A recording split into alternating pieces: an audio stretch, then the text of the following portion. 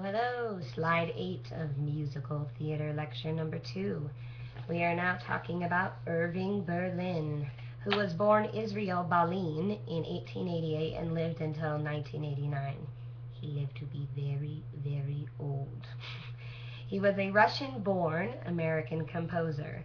His most memorable contributions to the musical stage were the individual songs rather than his complete scores.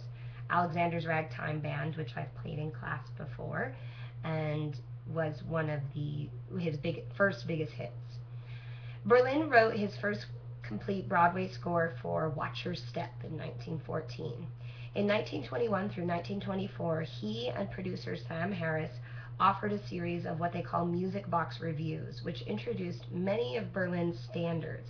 And standards are what we call songs that are one-offs, or like one hits, or back in the day when we used to buy single cassette tapes, they just had the song on it, maybe a little surprise of another one.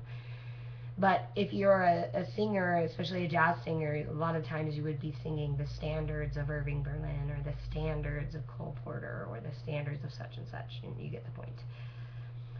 And some of these standards were What'll I Do and All Alone. We're going to move on to slide 9 as well. We're still talking about Irving Berlin. His other shows in the 1920s were the Cocoa Nuts in 1925 and the Ziegfeld Follies of 1927, which we've talked about the Ziegfeld Follies last week, and so he wrote for the 1927 version. In the 1930s, Berlin created the score for Face the Music in 1932, which was a satire on police corruption. So, a musical on police corruption. Good.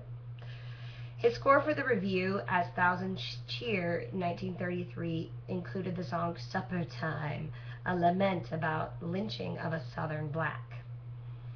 So you get these kind of satiric titles, and then the song itself is about something very, very serious.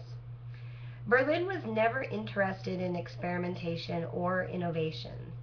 His strength was his ability to adapt to changing musical styles and to reflect in his music the thoughts and aspirations of average people. He's mostly famous for the fact that he didn't just stick with one style, he switched it up. So he's kind of like the Madonna of musical theater, maybe. And he lived to be really, really, really old.